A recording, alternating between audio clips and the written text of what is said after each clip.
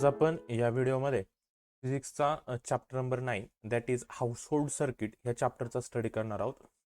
तर पहा, यातला फर्स्ट पॉईंट या चॅप्टरमध्ये आपल्याला इलेक्ट्रिक एनर्जी अँड पॉवर. आपण मागच्या चॅप्टरमध्ये स्टडी केला होता. पॉवर काय असतं, करंट काय असतं, बाकी सगळे कन्सेप्ट आपण स्टडी केले. ओके, आता इलेक्ट्रिक एनर्जी आणि पॉवर काय असतं त्याचा आपल्याला स्टडी करायचा आहे. तर फर्स्ट पहा, इलेक्ट्रिकल एनर्जी. आता electrical energy is energy that stores in charge particle within an electric field. Electrical energy काय असते, तर electrical energy is a energy, एक टाईपची एनर्जी काय, that store in a charge particle. कोणत्या फॉर्ममध्ये स्टोअर केली असते, चार्ज पार्टिकल. तर पॉझिटिव्ह चार्ज असतील किंवा निगेटिव्ह चार्ज असतील, त्या पार्टिकलमध्ये ही एनर्जी काय केलेली असते, स्टोअर केली असते विदिन इलेक्ट्रिकल फील्ड. पण कुठं, तर इलेक्ट्रिक फील्डच्या मध्ये. समजलं, जिथं इलेक्ट्रिक फील्ड असेल तिथंच आपल्याला इलेक्ट्रिक एनर्जी भेटणार आहे. ओके, पुढं पहा, electrical energy can be use to move charge particle through a wire. आता इलेक्ट्रिक एनर्जी कशासाठी यूज केली जाते, तर जी आपली वायर असते त्यातले जे चार्ज पार्टिकल असतात त्याला मूव्ह करण्यासाठी ह्या एनर्जीचा यूज केला जातो. From power plant to our home and business. कुठपासून कुठपर्यंत आपण वापरतो एनर्जी, कुठपासून कुठपर्यंत मूव्ह करतो, तर ज्या ठिकाणी ही एनर्जी तयार होते म्हणजे जे पॉवर प्लांट असतात तिथपासून ते आपले होम म्हणजे घर असेल किंवा आपले बिझनेसेस वगैरे असेल तिथपर्यंत काय करतो आपण, थ्रू वायर ही जी इलेक्ट्रिकल एनर्जी ती काय करतो, मूव्ह करत असतो. समजलं, पुढे पहा, the moment of an charge particle through wire is called current. आता जे मोमेंट होते चार्ज पार्टिकलची वायरमधून त्याला आपण करंट म्हणतो. काय म्हणतो, current, or more commonly electricity, किंवा आपण त्याला काय म्हणतो, इलेक्ट्रिसिटी म्हणतो. यालाच आपण काय म्हणतो, या झाली आपली इलेक्ट्रिकल एनर्जी. इलेक्ट्रिकल एनर्जी म्हणजे कोणती, आपली इलेक्ट्रिसिटी. समजलं.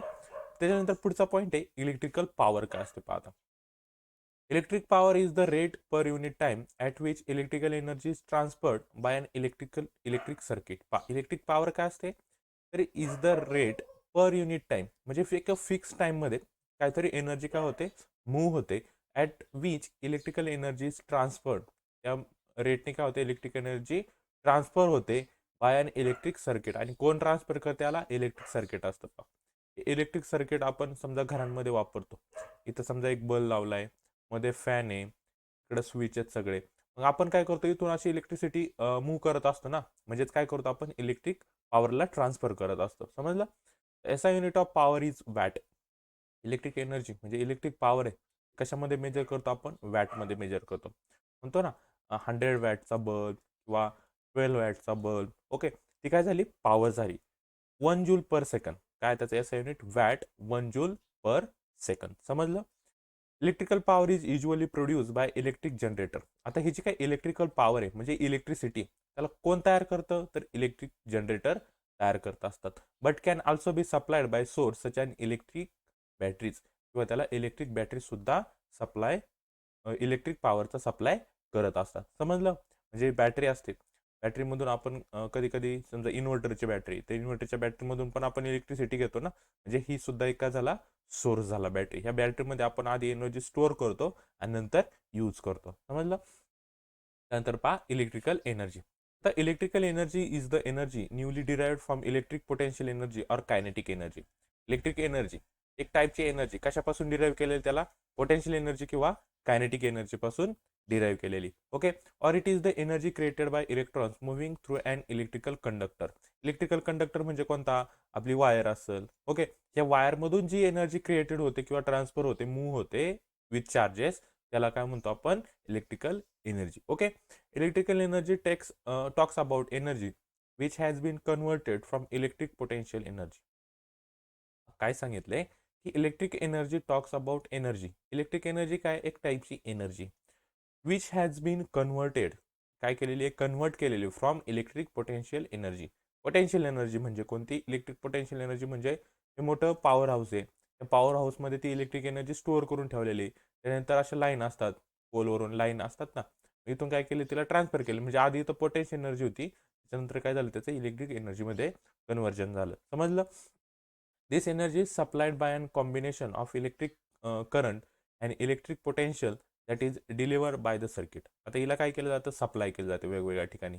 कसं काय सप्लाय होते ती, तर कॉम्बिनेशन असतं कशाचं, करंटचं आणि इलेक्ट्रिकल पोटेन्शियलचं किंवा त्याचे काही डिव्हाइसेस असतील सर्किटमध्ये त्या सगळ्याचं कॉम्बिनेशन असतं. त्या कॉम्बिनेशनमधून ही एनर्जी काय केली जाते, सप्लाय केली जाते. समजलं. आता एनर्जी मेजर कशी केली जाते ते पहा. तर इलेक्ट्रिकल मेजर करण्याचं फॉर्म्युला आहे पहा. एनर्जी म्हणजे W equal to Q into V. हा एक फॉर्म्युला आहे. क्यू म्हणजे चार्जेस आणि व्ही म्हणजे व्होल्टेज. हा आपण लास्ट चॅप्टरमध्ये पाहिलाय. आता व्होल्टेजचा फॉर्म्युला आहे पहा. व्हीचा फॉर्म्युला काय, आय इंटू टी. व्हीच्या ऐवजी आपण आय इंटू टी टाकू शकतो. समजलं. त्यानंतर पहा, याचा अजून एक रूल आहे, ओहम्स लॉ आहे. हा सॉरी, इथं क्यूचा formula I into T, V as it is. क्यूच्या ऐवजी काय टाकणार आहे आपण, आय इंटू टी. ओके, कारण क्यू इक्वल टू आपण लिहितो आय टी. हा क्यूचा फॉर्म्युला आहे म्हणजे चार्जचा. ओके, त्यानंतर याचा ऐवजी काय करू शकतो आपण, अजून एक फॉर्म्युला आहे पहा व्होल्टेजचा, V equal to I R ए. बरोबर. मग याच्याऐवजी जर आपण आय आर टाकला, I into R into I T, म्हणजे काय झाला, हा आय स्क्वेअर आर टी. हा एक फॉर्म्युला आहे एनर्जी फाइंड करण्याचा. किंवा त्याला तुम्ही व्ही स्क्वेअर आपण टी, व्ही स्क्वेअर टी आपण आर जूल, हा सुद्धा कोणत्याही एका फॉर्म्युल्याने आपण काय करू शकतो, इलेक्ट्रिकल एनर्जी मेजर करू शकतो. हे 1 2 3 4 फॉर्म्युले नीट लक्षात ठेवायचे. समजले कशाचा फॉर्म्युला आहे, तर मेजरमेंट ऑफ इलेक्ट्रिकल एनर्जी. याने आपण एनर्जी काय करतो, मेजर करतो. समजलं. नंतर याचे काही एक्झाम्पल दिलेत पहा. फर्स्ट एक्झाम्पल आहे, when an electric current is pass through a metallic wire due to its resistance it gets heated up and electric energy is converted into heat energy which is use for heating purpose. Famous example कशाचं, हीटरचं. हीटरमध्ये पण पहा काय होतं, पहिल्यांदा जो electric current असतो त्याच्या मेटॅलिक वायरमधून काय होतो, ट्रान्सफर होतो. आणि त्याच्यात काय असतो, रेजिस्टन्स असतो वायरमध्ये. इट गेट्स हिटेड, मग ज्याच्यात रेजिस्टन्स आहे, जर रेजिस्टन्स जास्त असेल तर तिथं हीट जास्त त्या प्रमाणात, म्हणजे टेम्परेचर पण वाढतं. आपण इलेक्ट्रिक एनर्जीज कन्वर्ट, आणि मग इलेक्ट्रिक एनर्जीचं कन्वर्जन कशात होतं, हीट एनर्जीमध्ये होतं. समजलं. ते आपण हिटिंग पर्पजसाठी वापरतो. किंवा जी कॉईलची शेगडी असेल, हीटर असेल, त्यामध्ये हे यूज होतं. ओके, त्यानंतर दुसरं एक्झाम्पल आहे की व्हेन अन इलेक्ट्रिक करंट ही is pass through an electric lamp. आपण ज्यावेळेस लॅम्पमध्ये करंट पास करतो, the filament of the bulb gets heated to an extent that the glow. आणि ते फिलामेंट काय होतं, ग्लो होतं. म्हणजे इथं काय झालं की इलेक्ट्रिक एनर्जीचं कन्वर्जन झालं कशामध्ये, लाईट एनर्जी आणि हीट एनर्जी, कारण तो बल्ब तापतो पण. ओके, म्हणजे हीट एनर्जी पण तयार होते आणि लाईट एनर्जी सुद्धा तिथं काय होत असते, तयार होत असते. समजलंय. त्यानंतर पुढचा पहा. पुढचा पॉईंट दिला आपल्याला इलेक्ट्रिकल पॉवर. ओके, आता इलेक्ट्रिकल पॉवर काय पहा. Electric power is a rate per unit time at which electric energy transfer by an electric circuit. आपण मग अशीच याची डेफिनेशन पाहिली. काय इलेक्ट्रिक पॉवर म्हणजे काय असते, एक टाईपची एनर्जीची, इचीच electric energy is transfer by an electric circuit. याला फक्त काय होतं, इलेक्ट्रिक सर्किटमधून जी एनर्जी पास होते त्याला आपण इलेक्ट्रिक पॉवर म्हणतो. ओके, मग इक्वेशन आहे आपल्याकडे, H is equal to I square R T gives that the rate at which electric energy is dissipated or consume in an electric circuit. मग electric सर्किटने किती एनर्जी कंझ्युम केली ते find करण्यासाठी याचा एक फॉर्म्युला आहे, एच म्हणजे heat energy equal to I square R T.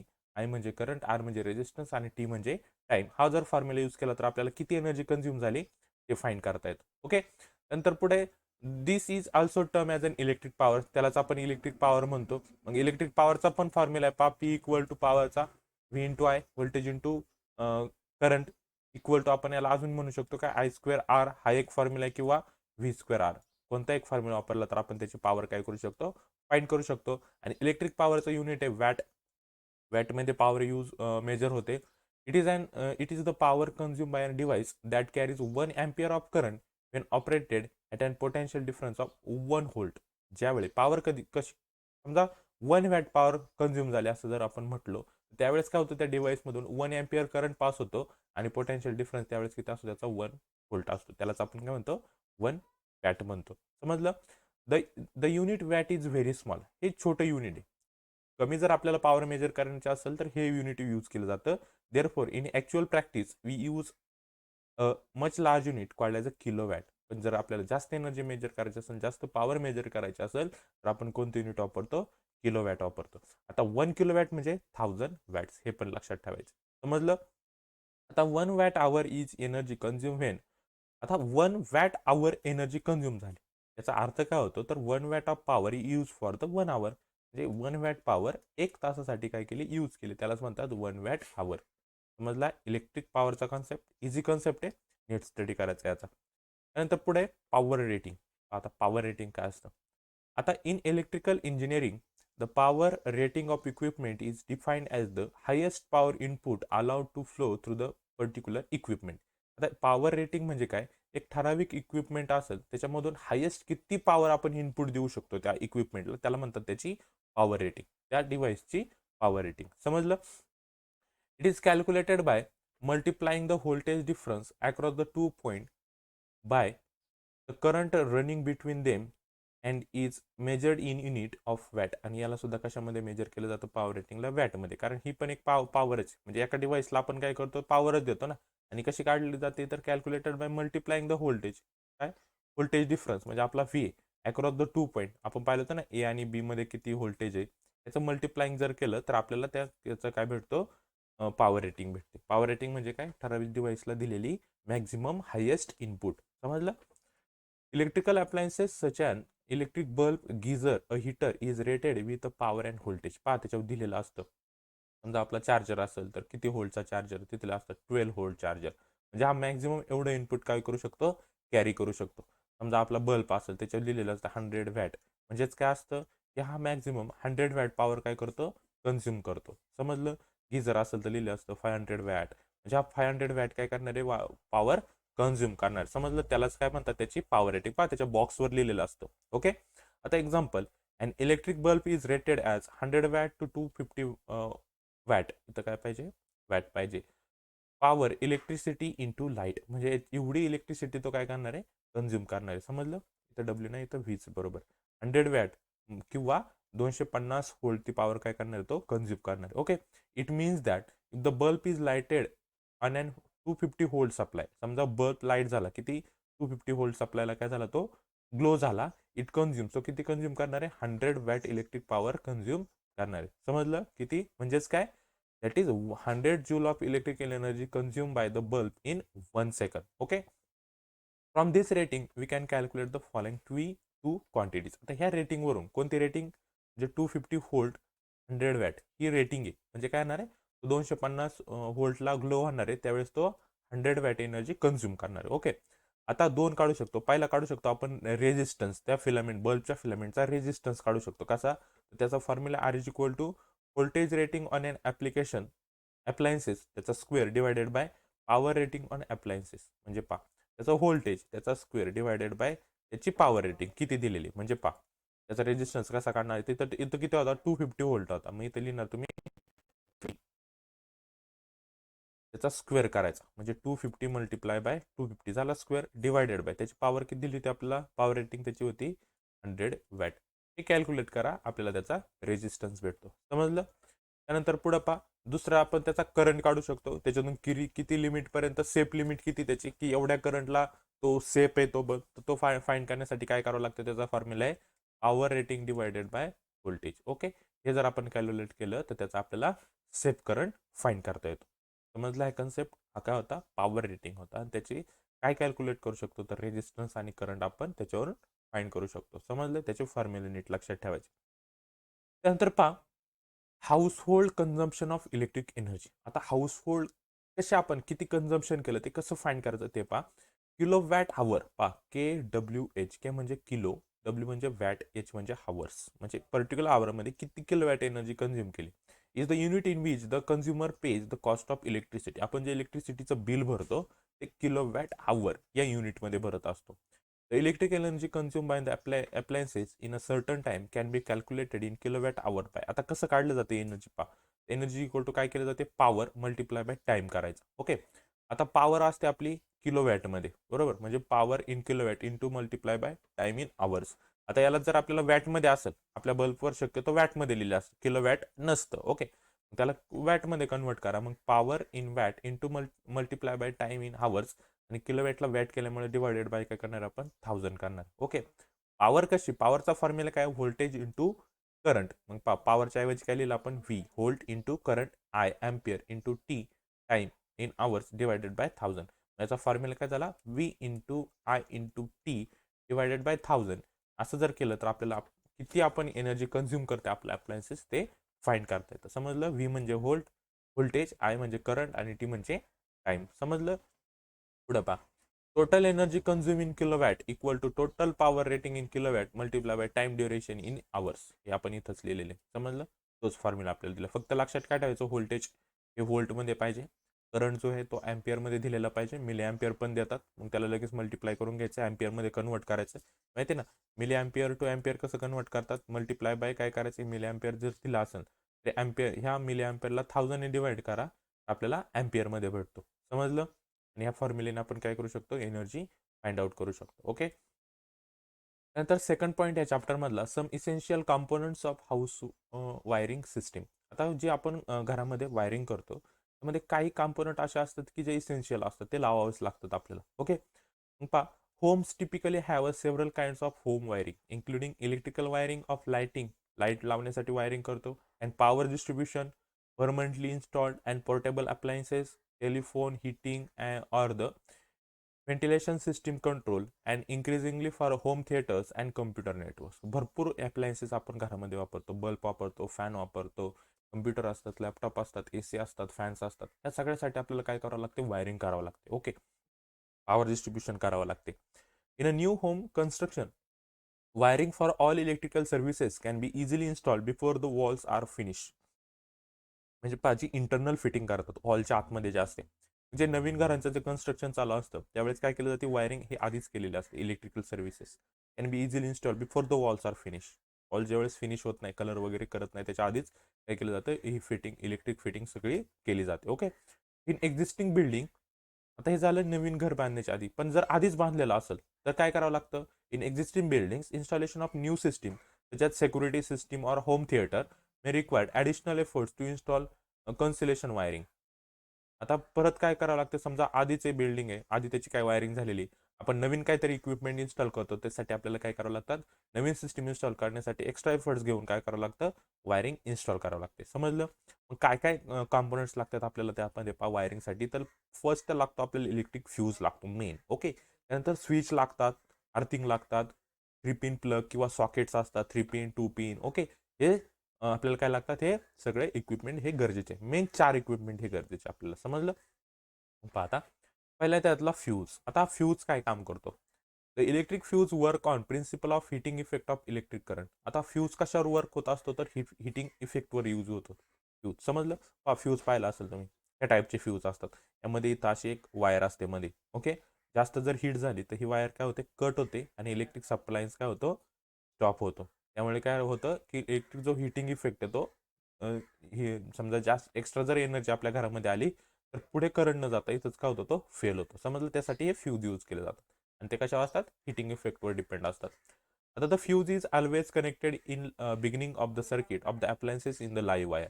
आता फ्यूज कधी लावले जातात, तर सगळ्यात आधी म्हणजे बिगिनिंगला, म्हणजे घरात लाईट जाण्याच्या आधीच काय केलं जातं, फ्यूज इन्स्टॉल केला जातो लाईव्ह वायरला. म्हणजे आपली जी मेन वायर असते, अर्थिंग नाही, कोणती लाईव्ह वायर, त्याला काय जाईल आपा. आता त्याआधी 3 वायर मेन असतात, एक असते लाईव्ह, एक असते न्यूट्रल आणि एक असते अर्थिंग. ह्या 3 वायर असतात. लाईव्ह म्हणजे आपली जी मेन वायर असते ती, न्यूट्रल म्हणजे आपण त्याला थोडक्यात अर्थिंग म्हणतो, आणि ही अर्थ ही असते ग्राउंड. ओके. हिला ग्राउंड केलेलं असते. Okay. An electric fuse is a safety device to prevent damage to an electrical circuit when excessive current flows through it. आता इलेक्ट्रिक फ्यूज कशासाठी वापरला जातो, तर इलेक्ट्रिक फ्यूज एक सेफ्टी डिव्हाइस आहे to prevent damage to an electric circuit with when excessive current flows through it. ज्यावेळेस जास्त current electric सर्किटमधून पास होतो त्यावेळेस ते जे सेफ्टी डिव्हाइस आहे हे इलेक्ट्रिक फ्यूज काय करतं, डॅमेजपासून काय करतं, पूर्ण सर्किटला सेफ करत असतं. It has a wire made of an alloy of a tin and lead. त्याच्यामध्ये जी इथं वायर लावलेली असते ती कशाची बनलेली असते, अलॉयची बनलेली असते. ओके. वेगळ्या प्रकारचे एक अलॉय असतात, त्याच्यापासून ही वायर बनवलेली असते. As the current increases beyond the limit, ज्यावेळेस करंट इन्क्रीज होतो, वाढतो, the wire of the electric fuse melt and break out. म्हणजे काय होतं, ती इलेक्ट्रिक फ्यूजची जी वायर असते ती मेल्ट होते आणि तिथं करंट काय होतं, ब्रेक होतो. मग इलेक्ट्रिक फ्यूजच्या नंतरच्या घरामधले जे आपले अप्लायन्सेस असतात ते काय होतात, डॅमेज होण्यापासून वाचतात. The fuse is then set to have blown off. त्यालाच काय म्हणतो, फ्यूज ब्लोन ऑफ, म्हणजे फ्यूज गेला असं म्हणतो. The circuit is broken and current stop flowing through it. जसं फ्यूज प्रिव्हेंट्स फायर्स, आणि त्याच्यामुळे फ्यूज काय करतो, ब्रोक झाल्याच्या नंतर फायर्स होण्यापासून वाचवतो घरामध्ये. There are the various type of a fuse. Some fuse are use only in the buildings while others are use in the appliances. असे काही फ्यूज असतात जे बिल्डिंगमध्ये पण यूज केले जातात, आणि काही फ्यूज असतात ते अप्लायन्सेसमध्ये सुद्धा लावले असतात. असे गोल फ्यूज असतात, बाहेरून असं झाकण असतं त्याला. Okay. These days instead of fuse आता फ्यूजच्या ऐवजी काय वापरतात, MCBs वापरतात. हे सेम फ्यूज सारखंच काम करत असतात. मिनिच्युअर सर्किट ब्रेकर, MCB म्हणजे काय, मिनिच्युअर सर्किट ब्रेकर. हे पण काय केलं जातं, त्याला खटका असतो, जास्त करंट झाल्याच्या नंतर तो ऑटोमॅटिक काय होतो, ऑफ होतो. Are use for the individual circuit. हा प्रत्येक सर्किटसाठी यूज केला जातो. MCB is better than the fuse because it avoids the inconvenience of connecting a new fuse wire and it is much safer due to the quick response. आणि हा फ्यूजपेक्षा काय देतो, quick response देतो. आणि याला नवीन नवीन वायर, आता फ्यूजमध्ये कसं असतं, समजा मधली वायर ब्लोन आउट झाली तर त्या आपल्याला वायर सारखे सारखे काय करावं लागते, चेंज करावं लागते. तसं MCB मध्ये आपल्याला न्यू फ्यूज वायर लावण्याची गरज नसते. आणि हा काय देतो, क्यू रिस्पॉन्स देतो. ओके, ह्या टाईपचे फ्यूज असतात. आता पुढचा आहे switch. Switch is a device use to open or close an electric circuit. Switch म्हणजे बटन. ओके, हे काय करण्यासाठी वापरलं जातं, स्विच आपल्या सर्किटमध्ये काय यूजसाठी होतं, तर आपल्याला सर्किट ओपन ठेवायचं की क्लोज. ओपन म्हणजे बंद, ऑफ, आणि क्लोज म्हणजे चालू. ओके, स्विच क्लोज केला म्हणजे सर्किट आपण काय केलं, चालू केलं. आणि स्विच ओपन असेल तर सर्किट आपलं काय असतं, बंद असतं. It is connected to the live wire. आणि स्विच कुठं कनेक्ट केला असतो, तर लाईव्ह वायरला कनेक्ट केला असतो. It should not be touch with wet hand. याला पण ओल्या हाताने टच करत नाही. If water reach the live wire it forms a conducting layer between the hands and the live wire of the switch through which the current pass to the hand and the person may gate fatal shock. जर आपण water जर live वायरपर्यंत गेलं किंवा आपले जर ओले हात live वायरला जर लागले तर आपल्याला काय बसतो, शॉक बसतो. कारण आपले हात काय होतात की एक कंडक्टिंग लेअर बनवतात. वॉटर आपल्या हाताभोवती कंडक्टिंग लेअर बनवतो आणि त्यातून आपल्या त्या लेअरमधून काय होते, इलेक्ट्रिसिटी तयार होते. त्याच्यामुळे आपल्याला काय होतो, शॉक बसतो. Switches haves a wide range of application. स्विचेसचे भरपूर टाईप्स आहेत आणि त्याचे युजेस पण भरपूर आहेत. Okay, some common types of switch are. असे कोणकोणते स्विच आहेत जे कॉमनली आपण यूज केले जातात, तर फर्स्ट आहे toggle switch which are use in our houses. एक टॉगल स्विच आहे, तो आपण आपल्या घरांमध्ये वापरतो. नंतर एक push button switch which are use in the starter of the water pump. आपले जे मोटर असतात, वॉटर पंप असतात, त्यामध्ये जो स्टार्टर असतो त्यामध्ये हे पुश बटन स्विच वापरले जातात. त्यानंतर joystick switches which are use in the remote control units of A toy car.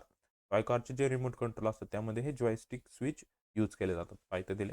हा टॉगल स्विच हा मेनली आपण घरांमध्ये यूज केला जातो. आता हा जुन्या वेळचा आहे, आता ते बटन आले ते पण, त्याला पण काय म्हणतात, टॉगल स्विचेस म्हणतात. नंतर हे वॉटर पंपसाठी वापरलं जाणार हे पुश बटन स्विच आणि हा जॉयस्टिक स्विच. ओके, त्यानंतर पुढे अर्थिंग. आता अर्थिंग काय आहे, तर in an electric installation or an electricity supply system an earthing system or the grounding system connected specific part of that installation with the earth's conducting surface for safety and the functional purpose. म्हणजे earthing काय आहे, तर in an electrical installation, ज्यावेळेस आपण electrical installation करत असतो घरामध्ये किंवा बिल्डिंगमध्ये, और एन इलेक्ट्रिक सप्लाय सिस्टीम, ज्यावेळेस सप्लाय देत असतो, अँड अर्थिंग सिस्टीम और ground system connect specific part. काय केलं जातं, ती जे आपण सिस्टीम इन्स्टॉल करत असतो इलेक्ट्रिसिटीचा, त्याचा स्पेसिफिक पार्ट काय केला असतो, ग्राउंडला कनेक्ट केलेला असतो. So that installation with the earth conductive surface for safety and functional surface purpose. कशासाठी असते, सेफ्टीसाठी असते. ओके, अर्थिंग कशासाठी देतात, तर सेफ्टीसाठी, जेणेकरून आपल्याला करंट बसू नये म्हणून अर्थिंग केलेली असते. ओके, 3 वायर असतात. एक असते आपली लाईव्ह वायर, एक असते न्यूट्रल आणि एक असते अर्थिंग. हे 3 वायरने कनेक्शन केलं असतं. लाईव्ह म्हणजे आपली मेन, न्यूट्रल एक असते आणि ही एक डबल अर्थिंग. ही एक पण एक अर्थिंग असते, पण ही आपल्याला जे खांबळ्यांवरून आलेले असते ती अर्थिंग असते आणि ही आपण आपल्या ग्राउंडला केलेलं असतो.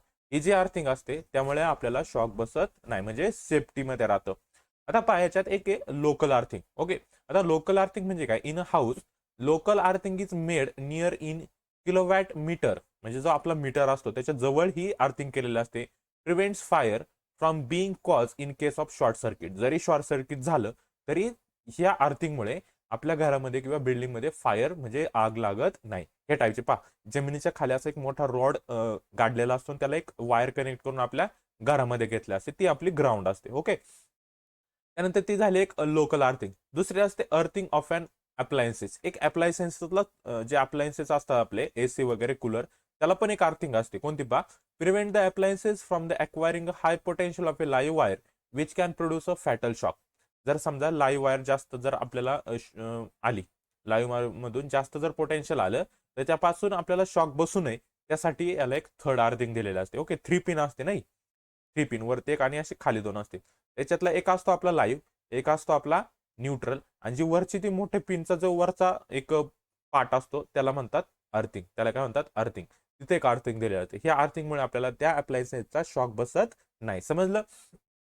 To make the earth connection it is necessary to remove the pain from the body parts where connection is to be made. आता समजा हे झालं पिनचं, पण आपल्याला ह्या इक्विपमेंटला जर कुठं ही अर्थिंग द्यायची असेल हे पार्टला देतात. याची जी बॉडी पाहता इथं, ही जी रेड गेली आहे आतमध्ये ही लाईव्ह आहे, ही ब्ल्यू जी गेली आहे ती आपली त्यांची एक काय न्यूट्रल वायर आहे, आणि ही जी इकडं पार्टला लावली बॉडीच्या बॉडीला लावलेली त्या इक्विपमेंटच्या त्याला काय म्हणतात? अर्थ म्हणतात. पण जिथं द्यायचे अर्थ तिथं आपल्याला त्या बॉडीला कलर नकोय, तो कलर आपल्याला काय करावा लागतो? रिमूव्ह करावा लागतो, आणि तिथे ही वायर काय करतात?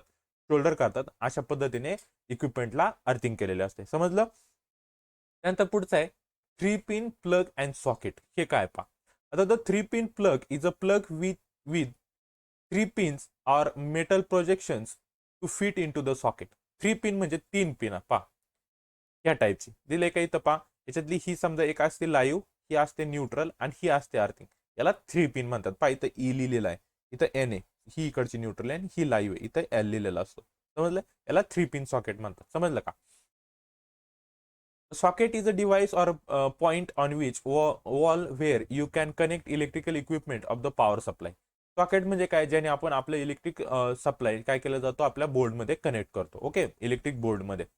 Top pin of the plug is earthing. जी टॉप पिन असते, 3 पिन असतात ना, जी टॉपची असते ती आपली असते earthing.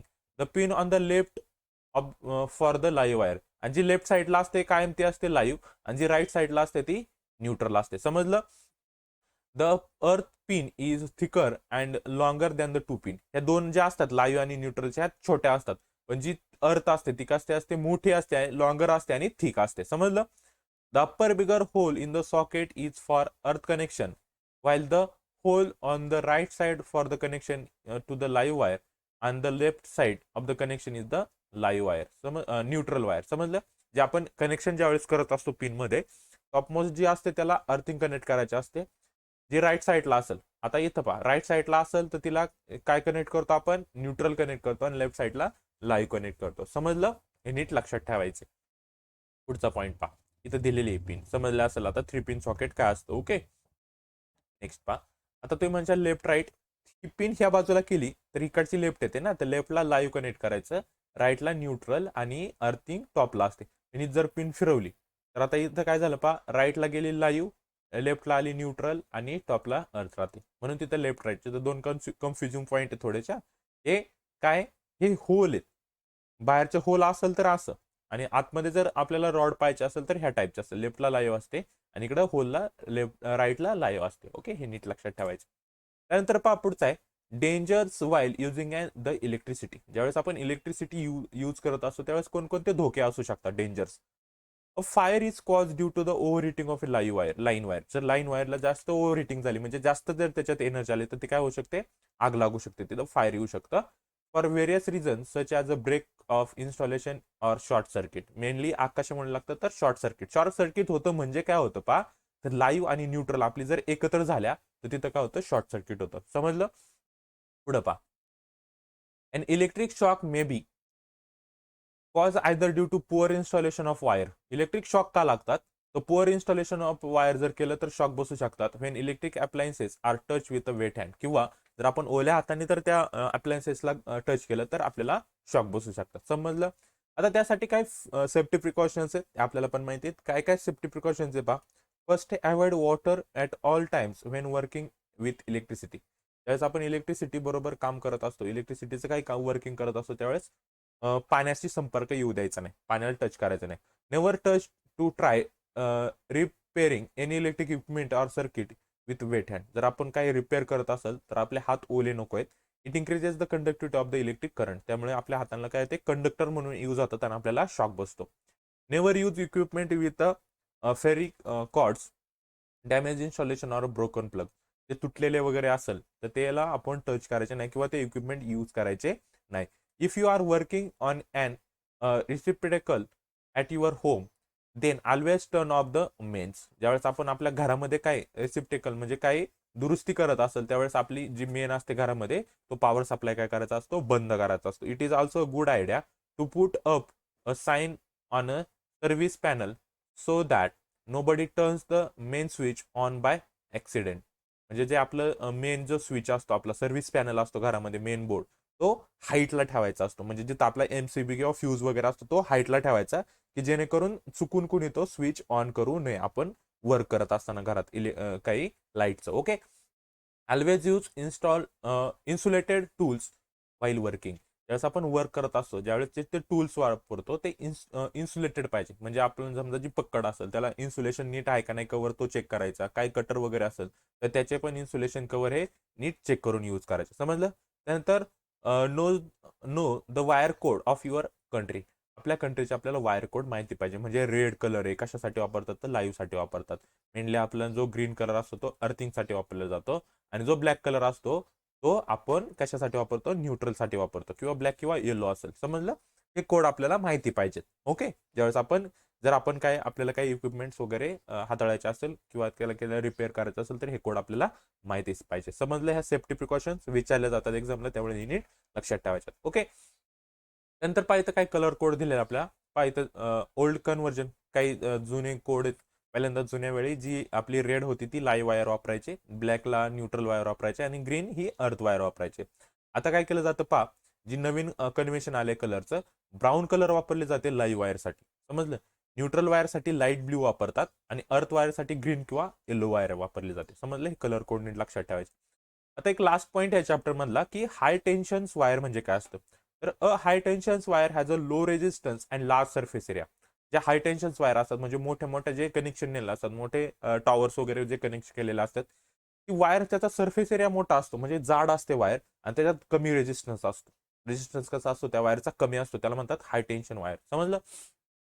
Large surface area is necessary so that it can radiates the heat produced more readily as compared to a single thick wire. Large surface area is necessary हा का गरजेचा असतो, so that it can radiates the heat. त्याच्यामुळे काय होतं, जास्त heat होत नाही. जरी झाला तरी तो स्वतः रेडिएट करून घेतो त्या हीटला. हाय सरफेस एरिया असेल तर हीट झाली तरी त्या वायरला काही होत नाही. Produce more readily as compare to a single thick wire. Single thick वायरला हीट झाली की लगेच ती ब्रेक होते.